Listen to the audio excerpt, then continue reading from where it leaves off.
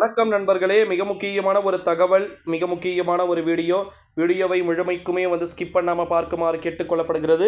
தமிழகத்தில் மதியம் 2 மணி அளவில் வெளியான மிக முக்கியமான தலைப்பு செய்திகள் அப்படின்னே சொல்லலாம். வீடியோவை முழுமைக்குமே ஸ்கிப் பண்ணாமல் பாருங்கள் நண்பா.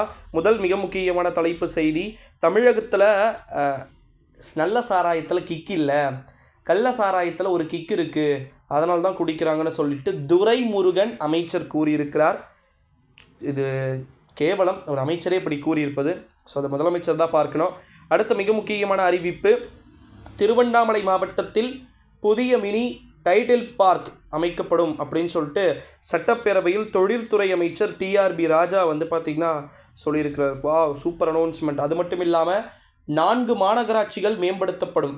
எந்தெந்த மாநகராட்சிகள் அப்படின்னா திருவண்ணாமலை, நாமக்கல், காரைக்குடி, புதுக்கோட்டை, இதெல்லாம் மாநகராட்சியாக பார்த்திங்கன்னா அவங்க இம்ப்ளிமெண்ட் பண்ணுறாங்க. அடுத்த மிக முக்கியமான ஒரு தலைப்பு செய்தி, தமிழகத்தில் கடந்த 24 மணி நேரத்தில் நீலகிரி மாவட்டம் பந்தலூரில் 25 சென்டிமீட்டர் அதி கனமழை கொட்டியிருக்கிறது.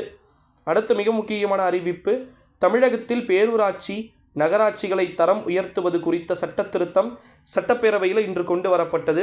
அடுத்த மிக முக்கியமான அறிவிப்பு, மதுவிலக்கு அமலாக்க திருத்த சட்ட மசோதா இன்று தாக்கல் செய்யப்பட்டிருக்கு.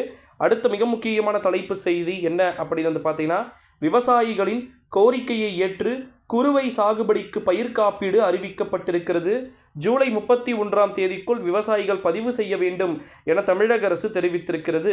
அடுத்த மிக முக்கியமான அறிவிப்பு, சிதிலமடைந்த நகர்ப்புற வாழ்விட மேம்பாட்டு வாரிய குடியிருப்புகள், அதாவது 1146 கோடி அளவில் பார்த்திங்கன்னா கிட்டத்தட்ட மறுசீரமைப்பு செய்யப்படும் அப்படின்னு சொல்லிட்டு 110 விதியின் கீழ் அறிவிப்பை வெளியிட்டிருக்கிறார். அடுத்த மிக முக்கியமான அறிவிப்பு, T20 உலகக்கோப்பை கிரிக்கெட் போட்டியில் இறுதிப் போட்டிக்குள் நுழைந்தது இந்திய அணி. இன்று ஒட்டுமொத்த உலகமே இந்தியா தென்னாப்பிரிக்கா அணிகள் மோதப்போகிறது.